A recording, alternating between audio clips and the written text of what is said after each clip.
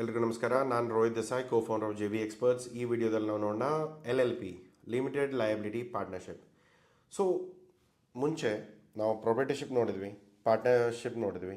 ಇವಾಗ limited liability partnership. So limited liability ಪಾರ್ಟ್ನರ್ಶಿಪ್ಗೂ ಮತ್ತು ಪಾರ್ಟ್ನರ್ಶಿಪ್ಗೂ ಏನು ವ್ಯತ್ಯಾಸ? ಲಯಬಿಲಿಟಿ ಪಾರ್ಟ್ನರ್ಶಿಪ್ಪಲ್ಲಿ ಅಥವಾ ಪ್ರೊಪ್ರೈಟರ್ಶಿಪ್ಪಲ್ಲಿ ಎರಡರಲ್ಲೂ ಅನ್ಲಿಮಿಟೆಡ್ ಇತ್ತು. ಅಂದರೆ ಕಂಪನಿದು ಏನೇ ಲಾಸ್ ಆದರೂ ಕೂಡ ನಿಮ್ಮ ಮನೆವರೆಗೂ ಬರ್ತಾಯಿತ್ತು. ಇಲ್ಲಿ ಕಂಪನಿದು ಲಾಸ್ ಆದರೆ ಕಂಪ್ನಿಗೆ ನಿಂತು ಹೋಗುತ್ತೆ. ಇಲ್ಲಿ ಲಯಬಿಲಿಟೀಸ್ ಏನಿದೆಯಲ್ಲ ಅದು LLP ಅಂತ ಏನು ಹೇಳ್ತೇವೆ. ಸೊ ಲಿಮಿಟೆಡ್ ಅಂದರೆ ನಮ್ಮ ರಿಸ್ಕ್ಗಳೇನಿದೆ ಅದು ತುಂಬ ಲಿಮಿಟೆಡ್ ಇದೆ. ಸೊ ಇದರಲ್ಲಿ ನಿಮ್ಮ ಮನೆವರೆಗೂ ಏನೂ ಬರಲ್ಲ. ನಿಮ್ಮ FDಗಳು, ನಿಮ್ಮ ಪರ್ಸ್ನಲ್ ಬಿಲಾಂಗಿಂಗ್ಗಳು ಅಥವಾ ನಿಮ್ಮ ಮನೆ, ನಿಮ್ಮ ಗೋಲ್ಡು, ನಿಮ್ಮ FD ಅದು ಯಾವುದೂ ಅಟ್ಯಾಚ್ ಆಗಲ್ಲ. ಸೊ ಏನೇ ಕಂಪ್ನಿಗೆ ಲಾಸ್ ಆಯಿತು, ಏನೇ ಇದಾದರೆ ಕಂಪ್ನಿಯಲ್ಲಿ ಏನು ಎಷ್ಟು ದುಡ್ಡಿದೆಯೋ ಅದನ್ನು ಮಾತ್ರ ಅಕ್ವೈರ್ ಮಾಡ್ತಾರೆ. ಬೇರೆ ಯಾವುದೂ ಖರ್ಚುಗಳನ್ನ ನೀವು ಪೇ ಮಾಡೋದು ಇರಲ್ಲ. ಓಕೆ, ಆ ಥರದ್ದು ಏನೋ ಬರ್ದಿರಂಗೆ ನೋಡ್ಕೊಳ್ಳಿ. ಬಂದರೆ ಆಬ್ವಿಯಸ್ಲಿ ನಾವೆಲ್ಲ ಇದ್ದೇವೆ, we can help you out. Okay, so next ಈ ಮಾಡೆಲಲ್ಲಿ ಏನು ಬೆನಿಫಿಟ್ ಇದೆ? ಇದು ನಾರ್ಮಲಿ ಬೆನಿಫಿಟ್ ಎಲ್ಲ ಪ್ರೈವೇಟ್ ಲಿಮಿಟೆಡ್ ಕಂಪ್ನಿ ಇದು ಕೊಡ್ತಾರೆ. ಬಟ್ ಕಂಪ್ಲೈನ್ಸಸ್ ಎಲ್ಲ ತುಂಬ ಕಡಿಮೆ ಇದೆ. ಸೊ ಆಲ್ಮೋಸ್ಟ್ ನೀವು ಪ್ರೊಪ್ರೈಟರ್ಶಿಪ್ಪು ಅಥವಾ ಪಾರ್ಟ್ನರ್ಶಿಪ್ಪಲ್ಲಿ ಏನು ಮಾಡ್ತಾಯಿದ್ರಿ ಅಷ್ಟು ಕಂಪ್ಲೈನ್ಸಸ್ ಸ್ವಲ್ಪ ಕಡಿಮೆ ಇರುತ್ತೆ. ಬಟ್ ಆದರೆ ಸ್ವಲ್ಪ ಕಂಪ್ನಿ ಥರ ಆಪ್ರೇಟ್ ಮಾಡುತ್ತೆ. ಸೊ ಇದು ಏನಂತಂದರೆ ಆಲ್ಮೋಸ್ಟ್ ತುಂಬ ಕೆಳಗೂ ಅಲ್ಲ, ತುಂಬ ಮೇಲೂ ಅಲ್ಲ, ನಡುವೆ ಬರುತ್ತೆ. ಸೊ ಆ ಥರ ಕಂಪ್ನಿ ಕ್ಯಾಟಗರಿ ಆದರೆ ಇದನ್ನು ನೀವು ಪಿಕ್ ಮಾಡ್ಬೋದು. ಸೊ ಇದರ ಅಡ್ವಾಂಟೇಜಸ್ ಏನಿದೆ, ಇದು ನಿಮಗೆ ಸೂಟ್ ಆಗುತ್ತಾ ಇಲ್ವಾ ನಾವು ಡಿಸ್ಕಸ್ ಮಾಡೋಣ. ಸೊ ಇದು ನಿಮಗೆ ಯಾರಿಗೆ ಸೂಟ್ ಆಗುತ್ತೆ? ಸರ್ ಇದು ನನಗೆ ಸರಿಯಾ, ನಾನು ಇದು LLP ಸ್ಟಾರ್ಟ್ ಮಾಡಲ? ನಮ್ಮ ಎಕ್ಸ್ಪೋರ್ಟ್ ಇಂಪೋರ್ಟ್ ಬಿಸ್ನೆಸ್ಗೆ ನಾರ್ಮಲಿ LLP ತುಂಬ ಕಡಿಮೆ ಜನ ಮಾಡ್ತಾರೆ. ನಾರ್ಮಲಿ ಅವಶ್ಯಕತೆಗಳು ಬೀಳಲ್ಲ. ಇಲ್ಲಾಂದರೆ ಇದರ ಯಾರಿಗೆ ಸೂಟ್ ಆಗುತ್ತೆ ನೋಡೋಣ. ಒಂದು ಲಿಮಿಟೆಡ್ ಲಯಬಿಲಿಟಿ ಇದೆ. ಯಾರಿಗೂ ಎಕ್ಸ್ಟೆಂಡೆಡ್ ಹೋಗಿ ನಿಮ್ಮ ಮನೆ, ನಿಮ್ಮ ಪರ್ಸ್ನಲ್ ಬಿಲಾಂಗಿಂಗ್ಸ್ ಎಲ್ಲೂ ರೀಚ್ ಆಗಲ್ಲ. ಸರ್ ನನಗೊಂದು ಕಂಪ್ನಿ ಬೇಕು, ಬಟ್ ಆದರೆ ನನಗೆ ಯಾವುದೂ ಪರ್ಸ್ನಲ್ ಏನೂ ಮುಟ್ಟಬಾರ್ದು ಅಂದರೆ ದೆನ್ ಗೋ ಫಾರ್ LLP. ಎರಡನೇದು ಬಂದು ಇವಾಗ 2 ರಿಂದ 3 ಜನ ಮಿನಿಮಮ್ ಇದ್ದಾರೆ. ಅದರ ಮೇಲೆ ಎಷ್ಟೇ ಜನನ ನೀವು ತೊಗೊಂಡು ಹೋಗ್ಬೋದು. ಮಿನಿಮಮ್ 2 ಮಾತ್ರ ಜೊತೆಗೆ ಸ್ಟಾರ್ಟ್ ಮಾಡೋದಾದರೆ ಈ ಎಂಟಿಟಿ ಸರಿಯಾಗಿರುತ್ತೆ. ಇನ್ನೊಂದು ಬಂದು ಇವಾಗ ಯಾವುದೇ ಥರದ ಎಕ್ಸ್ಟರ್ನಲ್ ಫಂಡಿಂಗ್ಗಳನ್ನ ನೀವು ಇಕ್ವಿಟಿ ಮೂಲಕ ತೊಗೊಳೋಕೆ ಬರಲ್ಲ. ಇವಾಗ ಏನಾಗುತ್ತೆ, ಪ್ರೈವೇಟ್ ಲಿಮಿಟೆಡಲ್ಲ ಆಯಿತು, ಪಾರ್ಟ್ನರ್ಶಿಪ್ಪಲ್ಲಾಯಿತು, ಲಿಮಿಟೆಡ್ ಪಾರ್ಟ್ನರ್ಶಿಪ್ಪಲ್ಲೂ ಕೂಡ ನೀವು ಯಾರಿಗೂ ಕಂಪ್ನಿಯ ಹಿಸ್ಸೆದಾರಿ ಕೊಡೋಕ್ಕೆ ಬರಲ್ಲ. ಕಂಪ್ನಿಯಲ್ಲಿ ಯಾರಿಗೂ ನೀವು ಪಾರ್ಟ್ನರ್ಶಿಪ್ ಕೊಡೋಕ್ಕೆ ಬರಲ್ಲ. ಪಾರ್ಟ್ನರ್ಶಿಪ್ ಅಂದರೆ ನಾರ್ಮಲಿ ಈಕ್ವಿಟಿ ಕೊಟ್ಟು, ಇವಾಗ ನಾವು ಹೇಗೆ ಶೇರ್ಸ್ ಎಲ್ಲ ಕೊಡ್ತೇವಲ್ಲ, ಸೊ ಆ ಥರ ಕಂಪ್ನಿ ಶೇರ್ಸ್ಗಳನ್ನ ಕೊಟ್ಟು ದುಡ್ಡು ತೊಗೊಳ್ಳೋದು ಈ ಕಂಪ್ನಿಯಲ್ಲಿ ರಿಜಿಸ್ಟ್ರೇಷನಲ್ಲೂ ಕೂಡ ಆಗಲ್ಲ. ಸೊ ಹಾಗಿದ್ದಾಗ ನೀವು ಆಟೋಮೆಟಿಕ್ಲಿ ಏನು ಮಾಡಬೇಕು? ಸರ್ ನನಗೆ ಈಕ್ವಿಟಿ ರೈಸ್ ಮಾಡೋದು, then this is not the right business model. So ಈ ಥರದ ಕಂಪ್ನಿಯಲ್ಲಿ ನಾರ್ಮಲಿ ನೀವೇನೆಂದರೆ ಡೈರೆಕ್ಟರ್ಸ್ಗಳನ್ನ ಆ್ಯಡ್ ಮಾಡ್ಬೋದು. 2 ಮೇಲೆ ಮಿನಿಮಮ್ ಇದೆ. ಸೊ ಅಷ್ಟು ಮೇಲೆ ಆ್ಯಡ್ ಮಾಡಿಕೊಂಡು ಅವ್ರ ಕಡೆಯಿಂದನೇ ದುಡ್ಡು ತೊಗೊಂಡು ಅಲ್ಲಿಂದನೇ ಬಿಸ್ನೆಸ್ ಮಾಡ್ಬೋದು. ಮೇಲ್ಗಡೆ ಏನು ಲಿಮಿಟ್ ಇಲ್ಲ, 2 ಮಾತ್ರ ಮಿನಿಮಮ್ ಬೇಕೇ ಬೇಕು. ಅದಾದಮೇಲೆ ನಿಮಗೇನಾದರೂ ಬೆನಿಫಿಟ್ಸ್ಗಳು ಏನಿದೆ, ಇವಾಗ ಕಂಪ್ಲೈನ್ಸಸ್ ಎಲ್ಲ ತುಂಬ ಮಿನಿಮಲ್ ಇದೆ. That's the benefit. ತುಂಬ ಖರ್ಚುಗಳಿಲ್ಲ, ತುಂಬ ಡಾಕ್ಯುಮೆಂಟೇಷನ್ ಮೇಂಟೈನ್ ಮಾಡೋದು, ಫೈಲ್ ಮಾಡೋದು ತುಂಬ ಇಲ್ಲ. ಬಟ್ ನಿಮಗೆ ಆಲ್ಮೋಸ್ಟ್ ಫೆಸಿಲಿಟೀಸ್ ಎಲ್ಲ ಪ್ರೈವೇಟ್ ಲಿಮಿಟೆಡ್ ಕಂಪ್ನಿದು ಕೊಡ್ತಾ ಇದ್ದಾರೆ. That is the benefit here. ಒಂದು ಲೀಗಲ್ ಎಂಟಿಟಿ, ಬಟ್ ಏನು ಕಂಪ್ಲೈನ್ಸಸ್ ಆಲ್ಮೋಸ್ಟ್ ಪ್ರೈವೇಟ್ ಲಿಮಿಟೆಡು ಮತ್ತು ಪ್ರೊಪ್ರೈಟ್ರಿಯಲ್ಲಿ ಪಾರ್ಟ್ನರ್ಶಿಪ್ ಮತ್ತು ಪ್ರೊಪ್ರೈಟ್ರಿಯಲ್ಲಿ ಏನಿದೆಯೋ ಆಲ್ಮೋಸ್ಟ್ ಅದರ ಹತ್ರನೇ ನಿಮ್ಮ ಕಂಪ್ಲೈನ್ಸಸ್ ಇರುತ್ತೆ. 1-2 ಹೆಚ್ಚಿಗೆ ಆಗುತ್ತೆ, ಬಟ್ ಅದನ್ನು ಬಿಟ್ಟರೆ ಬೇರೆ ಯಾವುದೂ ಖರ್ಚುಗಳು ಬರಲ್ಲ. ಇದು ಯಾರಿಗೆ ಸೂಟ್ ಆಗಲ್ಲ? ಸರ್ ನನ್ನ ಇಂಟೆನ್ಷನ್ನೇ ಹೊರಗೆ ಆಚೆ ನಾನು ಕಂಪ್ನಿ ಶೇರ್ ಮಾಡಿ ನಾನು ದುಡ್ಡು ತೊಗೋಬೇಕು, ಆಗಲ್ಲ, ಮಾಡೋಕ್ಕೆ ಆ ಥರ ನಿಮ್ಮ ತಲೆಯಲ್ಲಿದ್ದರೆ ಇದನ್ನು ಕಂಟಿನ್ಯೂ ಮಾಡೋಕ್ಕೆ ಹೋಗಬೇಡಿ. ಈಗ ಅದರ ಅಲ್ಲದೆ ನೀವು ಯಾರಿಗಾದರೂ ಪಬ್ಲಿಕ್ಕಿಗೆ ಅಟ್ಯಾಚ್ ಮಾಡೋದು ಅಥವಾ ವೆಂಚರ್ ಕ್ಯಾಪಿಟಲ್ದವ್ರಿಗೆ ಶೇರ್ ಕೊಡೋದು ಅದಾಗಲ್ಲ. ಇನ್ನೊಂದು ಬಂದು ಇದರಲ್ಲಿ ಏನಾಗುತ್ತೆ, ನಿಮಗೇನಾದರೂ ಸ್ವಲ್ಪ ಸಿಮಿಲರ್ ಸ್ಟ್ರಕ್ಚರ್ ಬೇಕು, ಪ್ರೊಪ್ರೈಟರ್ ಅಥವಾ ಪ್ರೈವೇಟ್ ಲಿಮಿಟೆಡ್ ಥರ ಸ್ವಲ್ಪ ಫೆಸಿಲಿಟಿಗಳು ಬೇಕು ಅಂದರೆ ಸೂಟ್ ಮಾಡ್ಕೋಬೋದು. ಬಟ್ ಆದರೆ ಕಾಂಪ್ಲಯನ್ಸಸ್ ಎಲ್ಲ ತುಂಬ ಕಡಿಮೆ ಆಗಬೇಕಂದ್ರೆ ತುಂಬ ಏನು ಕಡಿಮೆ ಆಗಲ್ಲ. It's a mid way. ಕೆಳಗಡೆ ಅಷ್ಟೇ ಫೆಸಿಲಿಟಿ ಇರುತ್ತೆ, ಬಟ್ ತುಂಬ ಪ್ರೈವೇಟ್ ಲಿಮಿಟೆಡ್ ಅಷ್ಟೇ ಏನು ತುಂಬ ಕಂಪ್ಲಯನ್ಸಸ್ ರೂಲ್ಸು ಬರಲ್ಲ. ಬಟ್ ಆದರೆ majorly this is very important. ಇದರ ಅಡ್ವಾಂಟೇಜಸ್ ಏನಿದೆ? ಒಂದು ಲಿಮಿಟೆಡ್ ಲಯಬಿಲಿಟಿ, ನಿಮ್ಮ ಮನೆಯವ್ರಿಗಂತೂ ವಿಷಯ ಬರಲ್ಲ. ಕಂಪ್ನಿದೇನಿದೆ ಕಂಪ್ನಿ ಪ್ರಾಬ್ಲಮ್. ಸೊ ನೀವು ಕಂಪನಿ ಸ್ಟಾರ್ಟ್ ಮಾಡ್ತಾ ಇದ್ದೀರಾ, ಏನೋ ಬಿಸ್ನೆಸ್ ಮಾಡಿದ್ದೀರಾ, ಏನೋ ಲಾಸಸ್ ಬಂದಿದೆ, ಕಂಪನಿಯಲ್ಲಿ ಎಷ್ಟು ದುಡ್ಡಿದೆ ಅದು ಹೋಗುತ್ತೆ. ಅದು ಬಿಟ್ಟು ನಿಮ್ಮ ಕೈಯಿಂದ ದುಡ್ಡು ಎತ್ತು ಹಾಕೋದು ಏನೋ ಅವಶ್ಯಕತೆಗಳು ಇಲ್ಲಿ ಬರಲ್ಲ. ಆಮೇಲೆ ಲಿಮಿಟೆಡ್ ಲಯಬಿಲಿಟಿಯಲ್ಲಿ ನಾವು ಎಷ್ಟು ಒಪ್ಕೊಳ್ತೇವೆ ಅಷ್ಟು ಪೆನಲ್ಟೀಸ್ ಮಾತ್ರ ನಾವು ಅಗ್ರಿ ಮಾಡ್ಕೊಳ್ತೇವೆ. ಪಾರ್ಟ್ನರ್ಸ್ಗಳ ನಡುವೆ ಆ ಶೇರ್ಗಳನ್ನ ಆ ಥರ ಮೆನ್ಷನ್ ಮಾಡಿರ್ತಾರೆ. ಸೊ ಇನ್ನೊಂದೇನೆಂದರೆ ಇದೊಂದು ಕಂಪ್ಲೀಟ್ಲಿ ಸಪ್ರೇಟ್ ಎಂಟಿಟಿ ಆಗುತ್ತೆ. ಇವಾಗ ಇಷ್ಟೊತ್ತವರೆಗೂ ನಾನೇನು ಹೇಳ್ತಾ ಇದ್ದೆ, ನೀವು ಕಂಪ್ನಿ ಒಂದೇನೆ, ಕಂಪ್ನಿ ಅಂದರೆ ನೀವು ಅಂದರೆ ಕಂಪ್ನಿ, ರೈಟ್? ಪ್ರೊಪ್ರೈಟರ್ಶಿಪ್ಪಲ್ಲಾಯಿತು, ಪಾರ್ಟ್ನರ್ಶಿಪ್ಪಲ್ಲಾಯಿತು, ಅದೇ ಥರ ಆಯಿತು.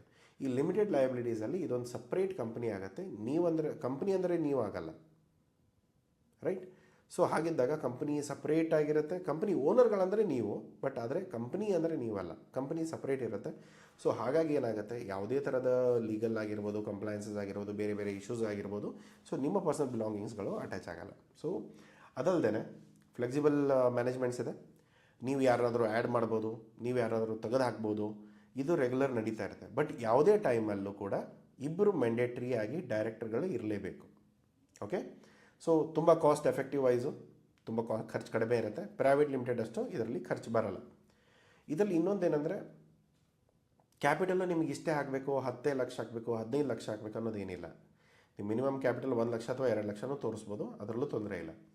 ಅದಾದಮೇಲೆ ಎಕ್ಸ್ಪ್ಯಾಂಡ್ ಮಾಡೋಕ್ಕೆ, ಬಿಸ್ನೆಸ್ನ ದೊಡ್ಡ ಮಾಡ್ಕೊಳ್ಳೋಕ್ಕೆ ಇದರಲ್ಲಿ ಏನೂ ನಿಮಗೆ ಪ್ರಾಬ್ಲಮ್ ಇಲ್ಲ. ನೀವು ಎಷ್ಟೇ ಪಾರ್ಟ್ನರ್ಸ್ ಬೇಕಾದರೂ ಹಾಕ್ಕೊಳ್ಬೋದು. ಇದರಲ್ಲಿ ಡಿಸ್ಅಡ್ವಾಂಟೇಜ್ ಏನಿದೆ, ಇದರಲ್ಲಿ ಫಸ್ಟ್ ಡಿಸ್ಅಡ್ವಾಂಟೇಜ್ ಬರೋದು, ಒಂದು, ನಿಮ್ಮ ಕಂಪ್ಲೈನ್ಸಸ್ಗಳು ಆಲ್ಮೋಸ್ಟ್ ಆ್ಯನ್ಯುವಲ್ ರಿಟರ್ನ್ಸು ಈ ಪ್ರೈವೇಟ್ ಲಿಮಿಟೆಡ್ ಕಂಪ್ನಿಗಳು ಯಾವ ಥರ ಆಪ್ರೇಟ್ ಮಾಡ್ತಾರೆ ಆಲ್ಮೋಸ್ಟ್ ಒಂದು ಸ್ವಲ್ಪ ಅವ್ರ ಲೆವೆಲಿಗೆ ಹೋಗ್ತೀರ. ಅದಾದಮೇಲೆ ಏನಾಗುತ್ತೆ, ಆಬ್ವಿಯಸ್ಲಿ ಆಚೆಯಿಂದ ದುಡ್ಡು ತೊಗೋಬೇಕಂದ್ರೆ ಈಕ್ವಿಟಿ ಫಂಡಿಂಗ್ ಅಂತೂ ಆಗಲ್ಲ, ಅದನ್ನು ಮರೆತುಬಿಡಿ.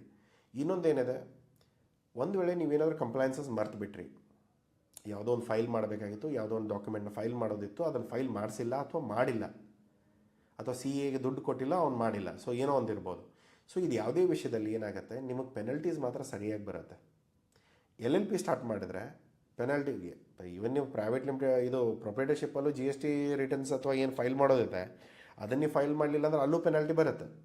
ಬಟ್ ಏನಂತಂದರೆ ಇವನ್ನೆಲ್ಲನೂ ನೀವು ಸೆಟಲ್ ಮಾಡಿಕೊಂಡು ಕ್ಲೋಸ್ ಮಾಡಿ ಮುಗಿಸ್ಬೇಕಾಗತ್ತೆ, ಇಲ್ಲಾಂದರೆ ನಿಮ್ಮ ಬಿಸ್ನೆಸ್ ಸಫರ್ ಆಗೋ ಚಾನ್ಸಸ್ ತುಂಬ ಇರುತ್ತೆ. ಸೊ ಅದರ ಜೊತೆಗೆ ಕಂಟಿನ್ಯೂಸ್ ಇಶ್ಯೂಸ್ ಏನಂತಂದರೆ, ನಾರ್ಮಲಿ ಇಬ್ಬರು ಡೈರೆಕ್ಟರ್ಗಳಲ್ಲಿ ಯಾರೋ ಒಬ್ಬರು ಏನೋ ತೀರೋದ್ರು, ಇಮಿಡಿಯೇಟ್ಲಿ ನೀವು ಇನ್ನೊಬ್ಬರನ್ನ ಅಪಾಯಿಂಟ್ ಮಾಡಲೇಬೇಕು, ಇಲ್ಲ ಅಂದರೆ ಆ ಕಂಪ್ನಿನ ನೀವು ಮುಚ್ಚಬೇಕಾಗತ್ತೆ. ಸೊ ಇಬ್ಬರು ಇರಲೇಬೇಕಾಗತ್ತೆ. ಸೊ ಚೇಂಜ್ ಆಗ್ತಾ ಇರ್ಬೋದು, ಯಾರೋ ಡೈರೆಕ್ಟರ್ ಬಿಟ್ಟು ಹೋಗಿದ್ದಾರೆ, ಇನ್ನೊಬ್ಬರು ಡೈರೆಕ್ಟರ್ ಅಪಾಯಿಂಟ್ ಮಾಡಿದ್ದಾರೆ, ರಿಸೈನ್ ಆಗುತ್ತೆ, ಜಾಯಿನ್ ಆಗ್ತಾರೆ, ದಟ್ಸ್ ಆಲ್ ಓಕೆ. ಬಟ್ ಎಲ್ಲ ಟೈಮಲ್ಲೂ ಕೂಡ ಇಬ್ಬರು ಡೈರೆಕ್ಟ್ ಇರೋದು ಮ್ಯಾಂಡೇಟ್ರಿ. ಸೊ ಇದಲ್ದೇ ಇದನ್ನು ನೀವು ಫುಲ್ ಪ್ರೈವೇಟ್ ಲಿಮಿಟೆಡ್ ಕಂಪ್ನಿ ಥರ ರೆಪ್ಯುಟೇಷನ್ ಇದೆ ಅಥವಾ ಪ್ರೈವೇಟ್ ಲಿಮಿಟೆಡ್ ಕಂಪ್ನಿ ಅಂದ್ಕೊಳ್ತಾರೆ ಅನ್ನೋದು ತಪ್ಪು. ಸೊ ಇದು ಒಂದು ಹೆಜ್ಜೆ ಕಡಿಮೆ ಇರುತ್ತೆ. ಇದು ಸ್ವಲ್ಪ ಪ್ರೊಪ್ರೈಟರ್ ಪಾರ್ಟ್ನರ್ಶಿಪ್ಗಿಂತ ಸ್ವಲ್ಪ ಮೇಲೆ, ಪ್ರೈವೇಟ್ ಲಿಮಿಟೆಡ್ ಕಂಪ್ನಿಗಿಂತ ಕೆಳಗೆ. ಸೊ ಹೀಗಿದ್ದಾಗ ನಾರ್ಮಲಿ ಈ ಥರದ ಕಂಪ್ನಿಗಳನ್ನ ರಿಜಿಸ್ಟರ್ ಮಾಡಿಸೋದು ಕಡಿಮೆ. ಸೊ ಅದು ಪರ್ಪಸ್ ಇರುತ್ತೆ, ಅವ್ರು ಏನು ಪರ್ಪಸಲ್ಲಿ ರಿಜಿಸ್ಟರ್ ಮಾಡ್ಕೊಳ್ತಾರೆ ಆ ವಿಷಯಗಳು ಬೇರೆ ಇರುತ್ತೆ. ಸೊ ಈ ಡಿಸ್ಅಡ್ವಾಂಟೇಜ್ಗಳನ್ನ ಅರ್ಥ ಮಾಡ್ಕೊಳ್ಳಿ. ಸೊ ಇದರಲ್ಲಿ ಎಲಿಜಿಬಿಲಿಟಿ ಏನು, ಮಿನಿಮಮ್ ಇಬ್ಬರು ಇರಬೇಕು, ನಾನು ಆಲ್ರೆಡಿ ಹೇಳಿದೆ. ಬಟ್ ಮೇಲ್ಗಡೆ ಏನೂ ಲಿಮಿಟ್ ಇಲ್ಲ, ನೀವು ಎಷ್ಟೇ ಡೈರೆಕ್ಟರ್ಸ್ ಬೇಕಾದರೂ ಮಾಡ್ಕೊಳ್ಬೋದು. ಡೆಸಿಗ್ನೇಟೆಡ್ ಪಾರ್ಟ್ನರ್ಸ್ ಯಾರ್ಯಾರು ಇರ್ತಾರೆ, ಮಿನಿಮಮ್ 2 ಇರಬೇಕು. ನ್ಯಾಚುರಲ್ ಪಾರ್ಟ್ನರ್ಸ್ ಇಬ್ಬರು ಇರಲೇಬೇಕು, ಅದರಲ್ಲಿ ಒಬ್ಬರು ಇಂಡಿಯಾದಲ್ಲಿ ಇರಲೇಬೇಕು. ಒಂದು ವೇಳೆ ನೀವು ಯಾರೋ ಬ್ರದರ್ ಇದ್ದಾರೆ ಬಟ್ ಅವ್ರೇನೋ ಬೇರೆ ದೇಶದಲ್ಲಿ ಇರ್ತಾರೆ, ಅಟ್ಲೀಸ್ಟ್ ನೀವು ಆದರೂ ಇಲ್ಲಿ ಇರಲೇಬೇಕು, ಅಂದರೆ ನೀವು ಕಂಪ್ನಿನ ಶುರು ಮಾಡ್ಬೋದು. ಅದಲ್ಲದೆ ಅಗ್ರೀಡ್ ಕಾಂಟ್ರಿಬ್ಯೂಷನ್, ನಾನು ಇಷ್ಟು ದುಡ್ಡು ಹಾಕ್ತೇನೆ, ಅದನ್ನು ಮುಂಚೆನೇ ಅಗ್ರಿಮೆಂಟಲ್ಲಿ ಬರೀಬೇಕಾಗತ್ತೆ. ಸೊ ನಾರ್ಮಲಿ ಪಾರ್ಟ್ನರ್ಶಿಪ್ಪಲ್ಲಿ ಪಾರ್ಟ್ನರ್ಶಿಪ್ ಡೀಡ್ ಅಂತ ಏನು ಮಾಡ್ತಾ ಇದ್ವಿ, ಸೊ ಸಮಥಿಂಗ್ ಸಿಮಿಲರ್ ಇಲ್ಲಿ ಪಾರ್ಟ್ನರ್ಶಿಪ್ ಅಗ್ರಿಮೆಂಟ್ ನೀವು ಮಾಡ್ಕೊಳ್ಬೇಕಾಗತ್ತೆ. ಅದಾದಮೇಲೆ ಇದರಲ್ಲಿ ಏನೂ ಫಿಕ್ಸ್ಡ್ ಇನ್ವೆಸ್ಟ್ಮೆಂಟ್ ಅಂತ ಇರಲ್ಲ, 1 ಲಕ್ಷ ಮಿನಿಮಮ್ ಸ್ಟಾರ್ಟಿಂಗ್ ಹಾಕಿ ನೀವು ಕೆಲಸ ಸ್ಟಾರ್ಟ್ ಮಾಡ್ಬೋದು. ಸೊ ಡಾಕ್ಯುಮೆಂಟ್ಸ್ ಏನೇನು ಬೇಕಾಗತ್ತೆ, ಎಲ್ಲ ಡೈರೆಕ್ಟರ್ಗಳದ್ದು ಪ್ಯಾನ್ ಕಾರ್ಡ್ ಮತ್ತು ID proof, address proof, residential proof, passport size photo, ಇದೆಲ್ಲ ಮ್ಯಾಂಡೇಟರಿ ರಿಕ್ವೈರ್ಮೆಂಟ್. ಆಧಾರ್ ಕಾರ್ಡ್ಗಳು, ಎಲೆಕ್ಟ್ರಿಸಿಟಿ ಬಿಲ್ಗಳು, ಬ್ಯಾಂಕ್ ಸ್ಟೇಟ್ಮೆಂಟು, ಗ್ಯಾಸ್ ಬಿಲ್ಸ್ಗಳು, ಈ ಥರದ್ದು ಯಾವುದು 2 ಅಥವಾ 3 ತಿಂಗಳದ್ದು ಹಳೆಯದು ಇರಬಾರ್ದು. ಸೊ ಏನೇ ಇದ್ದರೂ ಕೂಡ ರೀಸೆಂಟ್ಲಿ ಏನಿದೆ ಈ ತಿಂಗಳದ್ದು ಅಥವಾ ಹಿಂದಿನ ತಿಂಗಳದ್ದಾದರೆ ನಡೆದು ಹೋಗುತ್ತೆ. ಕೆಲವೊಂದು 6 ತಿಂಗಳು ವರ್ಷದ ಹಿಂದೆ ಡಾಕ್ಯುಮೆಂಟ್ಸ್ಗಳನ್ನ ತೊಗೊಂಡ್ಬಂದು ಅದನ್ನು ರಿಜಿಸ್ಟರ್ ಮಾಡೋಕ್ಕೆ ಹೋಗ್ತಾರೆ. ಸೊ ನಾರ್ಮಲಿ ಅದನ್ನು ಒಪ್ಕೊಳ್ಳಲ್ಲ. ಸೊ 1 ಅಥವಾ 2 ತಿಂಗಳಾದರೆ ನಡೆದು ಹೋಗುತ್ತೆ.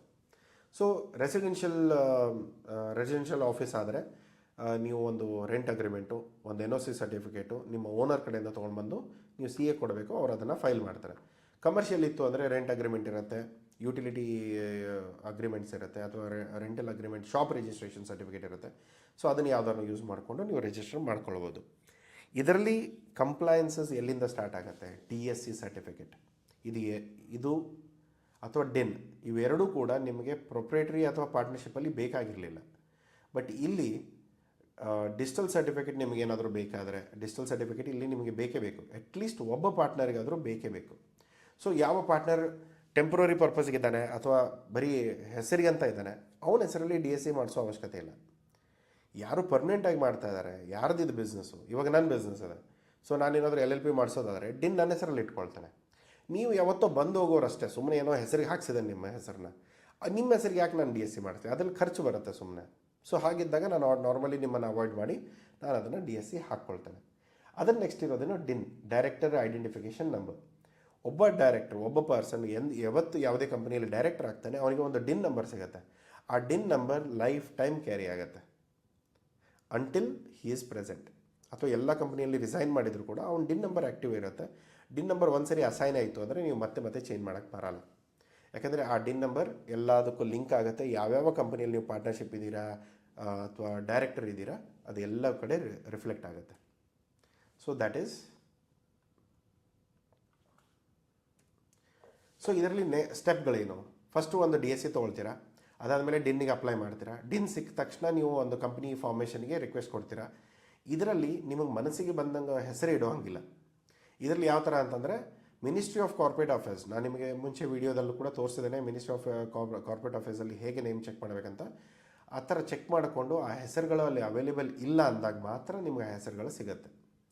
ಸೊ ಇದನ್ನು ನೀವು ಪ್ಲ್ಯಾನ್ ಮಾಡ್ಕೋಬೇಕು. ಅದಲ್ಲದೆ ಇದರಲ್ಲಿ ಫೈಲಿಂಗ್ ಮಾಡ್ತಾರೆ. ನಿಮ್ಮ ಅಗ್ರಿಮೆಂಟ್ ಏನಿದೆ ಅದನ್ನು LLP ಅಗ್ರಿಮೆಂಟ್ನ ಫೈಲಿಂಗ್ ಆಗುತ್ತೆ. ಅದು ಇನ್ಕಾರ್ಪೊರೇಷನ್ ಮಿನಿಸ್ಟ್ರಿ ಆಫ್ ಕಾರ್ಪೊರೇಟ್ ಅಫೇರ್ಸ್ಗೂ ಆಗುತ್ತೆ, ಫ್ಲಿಪ್ಪಿಗೂ ಆಗುತ್ತೆ. ಸೊ ಎರಡೂ ಕಡೆ ನೀವು ಸಬ್ಮಿಟ್ ಮಾಡಿದ್ಮೇಲೆ ನಿಮ್ಮ ಅಪ್ರೂವಲ್ಸ್ ಬಂದಮೇಲೆ ನಿಮಗೆ ಸರ್ಟಿಫಿಕೇಟ್ ಆಫ್ ರಿಜಿಸ್ಟ್ರೇಷನ್ ಅಥವಾ ಸರ್ಟಿಫಿಕೇಟ್ ಆಫ್ ಇನ್ಕಾರ್ಪೊರೇಷನ್ ಮತ್ತು ROCಗಳು ಸಿಗುತ್ತೆ, ರಿಜಿಸ್ಟ್ರಿ ಆಫ್ ಕಂಪನೀಸ್.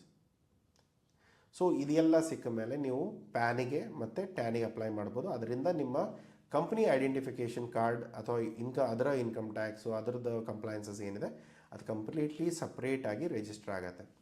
ಸೊ ಇದನ್ನೆಲ್ಲ ನಾರ್ಮಲಿ ನಿಮ್ಮ CAಗಳು ಮಾಡಿಕೊಡ್ತಾರೆ. ಸೊ ಇದರಲ್ಲಿ ನಾವು ಸರ್ ಕಂಪ್ಲೈನ್ಸಸ್ ಕಡಿಮೆ ಅಂದರೆ ಎಷ್ಟು ಕಡಿಮೆ ಇರುತ್ತೆ? ಸೊ ನೋಡೋಣ ಇಲ್ಲಿ.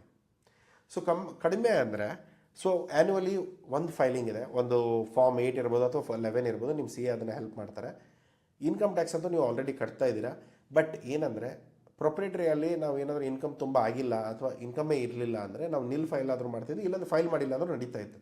ಬಟ್ ಇಲ್ಲೇನಾಗುತ್ತೆ, ನೀವು ಏನೇ ₹1 ಬರದೇ ಇರಲಿ ಅಥವಾ ಬಂದಿರಲಿ ಅದನ್ನು ನೀವು ಫೈಲ್ ಮಾಡಬೇಕಾಗತ್ತೆ. ಇಲ್ಲಿ ನೀವು ಮಿಸ್ ಮಾಡೋ ಆಗಿಲ್ಲ. ಇದಷ್ಟೇ ಅಲ್ಲದೆ GST ಫೈಲಿಂಗ್ ಮಂತ್ಲಿ ಇರ್ಬೋದು ಅಥವಾ ಕ್ವಾರ್ಟರ್ಲಿ ಇರ್ಬೋದು, ಯಾವುದೇ ಥರದ GST ಫೈಲಿಂಗ್ ನೀವು ಸ್ಲ್ಯಾಬಲ್ಲಿದ್ದರೂ ಕೂಡ ಇದು GST ಫೈಲಿಂಗ್ ನೀವು ಮಾಡಿಸ್ಬೇಕಾಗತ್ತೆ. ನೆಕ್ಸ್ಟ್ ಇರೋದು ಆಡಿಟ್ ರಿಕ್ವೈರ್ಮೆಂಟ್.